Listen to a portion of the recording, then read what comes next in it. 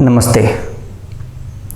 उधर चाइना और इंडिया के बीच चल रहे सीमा विवाद को लेकर मैंने टिकटॉक अनइंस्टॉल करने के अलावा चीनी और चिनिया बादाम को भी बैकआउट कर दिया था, लेकिन तब तक सुशांत सिंह राजपूत के मौत का खबर आ गया और मैं घर बैठे बैठे बॉलीवुड के माफिया के फिल्मों को बायकॉट कर उन लोगों को नस्ते नाबूद करने में व्यस्त हो गया। इस बीच पेट्रोल और डीजल का दाम जब कोरोना से ज़्यादा तेज गति से बढ़ने लगा तो मुझे किसी का वो वादा याद आ गया जिसमें उन्होंने कहा था 2022 तक इस देश में कोई गरीब नहीं बचेगा। अब बचेगा भी कैसे? कुछ लोग कोरोना का इलाज कराने के लिए सरकारी हॉस्पिटल में जाकर दम तोड़ देंगे। जो लोग प्राइवेट हॉस्पिटल पहुंच गए वो इलाज कराने के बाद हॉस्पिटल का फीस भरने के लिए जो लोन लेंगे उसका ब्याज चुकता करते करते मर जाएंगे। इन सभी कष्टों को झेलकर जो बच जाएगा वो शायद काम न मिलने के चलते भूखमरी से मर जाएगा। कुल मिलाकर कोई गरीब नहीं बचेगा सिवाय उनके जो आत्मनिर्भर हैं और बड़े बड़े शहरों से पैदल चलकर अपने घर पहुंच चुके हैं।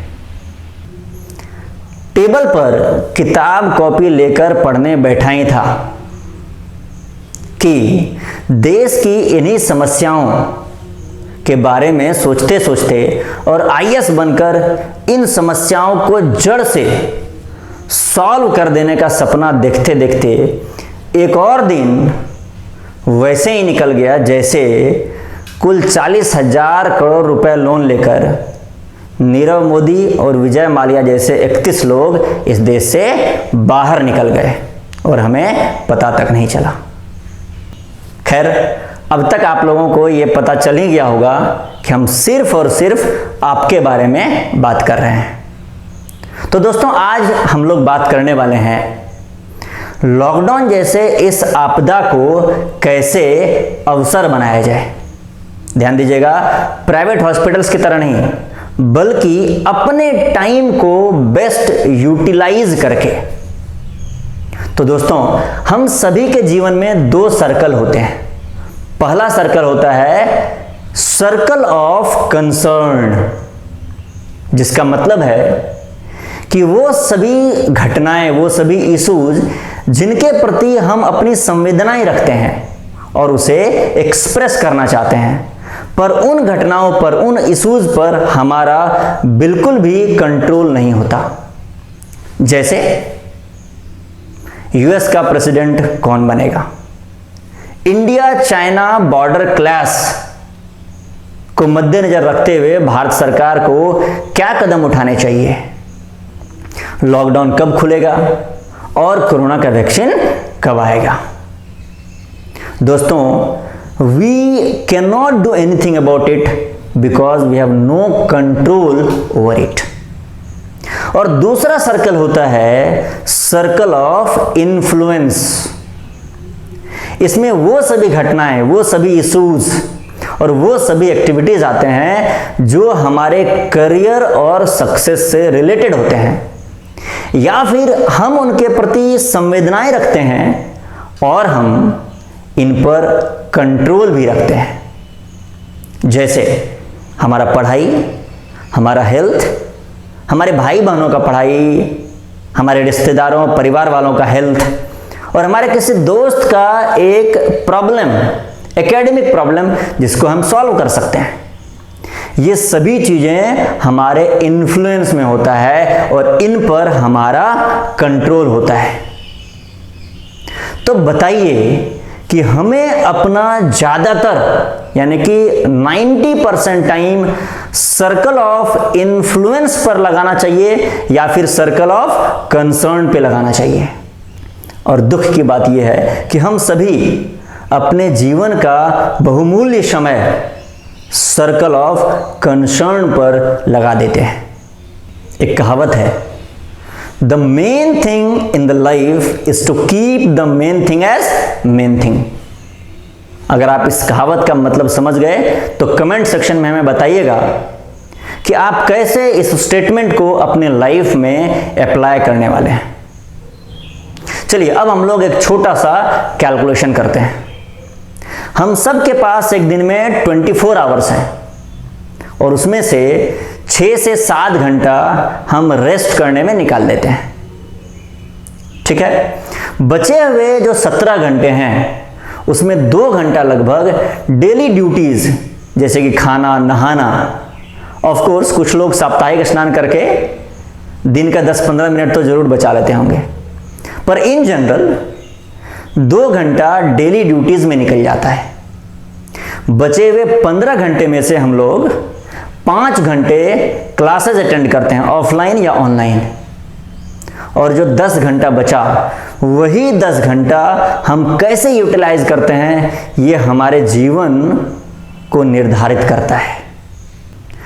तो इन 10 घंटे में से मिनिमम 0 और मैक्सिमम 1 घंटे से ज़्यादा हमें सोशल नेटवर्किंग साइट या फिर सर्कल ऑफ कंसर्न पर नहीं बिताना चाहिए। तो चलिए हम लोग दिन का एक fixed time circle of concern के लिए एलोकेट कर देते हैं और उसी टाइम में व्हाट्सएप, फेसबुक, इंस्टाग्राम, ट्विटर जो भी करना है आपको कीजिए। और चूंकि इन काम को करने के लिए बहुत ज़्यादा कंसंट्रेशन का ज़रूरत नहीं है, इसीलिए इसके लिए जो हम लोग टाइम एलोकेट करने वाले हैं वो है दिन के 2 बजे से शाम 6 बजे के बीच का कोई भी समय। तो सपोज अगर मैंने ये डिसाइड किया कि 5 बजे से लेकर के 5:30 तक मैं रोज सर्कल ऑफ कंसर्न के लिए टाइम निकाल दूंगा, तो ध्यान रहे हर दिन इसी टाइम पर आपको सर्कल ऑफ कंसर्न पे काम कर लेना है।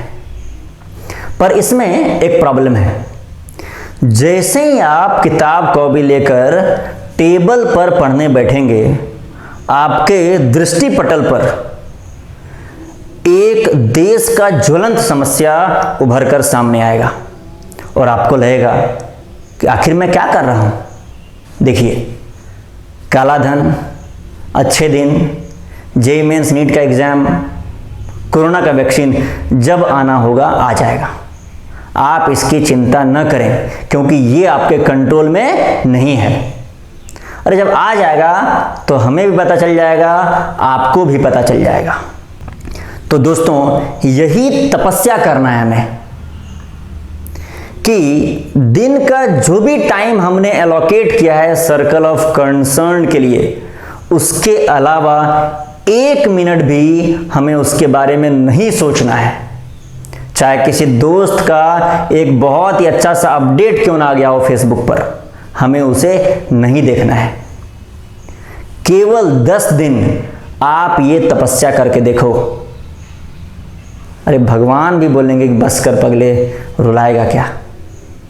अब जो आपके पास बचे हुए 9 साढ़े 9 घंटे हैं, हो सकता है किसी के लिए 12-13 घंटा हो जो क्लासेस अटेंड न कर रहा हो। उसके लिए आप हर दिन सुबह उठते ही डे प्लानर बनाइए। मैंने टाइम मैनेजमेंट पर एक वीडियो बनाया है जिसका लिंक डिस्क्रिप्शन में है, वहां से आप देख सकते हैं कि डे प्लानर कैसे बनाया जाए और फिर उस डे प्लानर को पूरी शिद्दत के साथ फॉलो करने का कोशिश कीजिए। जाते जाते मैं बस यही कहना चाहूंगा कि अरे उन नेताओं के चक्कर में अपना जीवन मत बर्बाद कीजिए, अपना समय मत बर्बाद कीजिए, जो चाइना को सबक सिखाने के लिए किम जोंग का पुतला जला देते हैं। अरे उन्हें तो नहीं पता है कि चाइना का लीडर शी जिनपिंग है या किम जोंग है, पर आपको पता होना चाहिए कि आपके जीवन का लीडर सिर्फ और सिर्फ आप हो। जो कलम आपके जीवन का किताब लिख रही है उसे अपने हाथ से चलाइए और सोच समझकर चलाइए। Thank you very much. अगर आपको वीडियो रियली अच्छा लगा तो आप इसे लाइक करें, दूसरों के साथ शेयर करें, और अगर आपने चैनल को अब तक सब्सक्राइब नहीं किया है तो सब्सक्राइब कर लें, ताकि ऐसा ही कोई और वीडियो अगर हम अपलोड करें तो आपको उसका नोटिफिकेशन मिल जाए।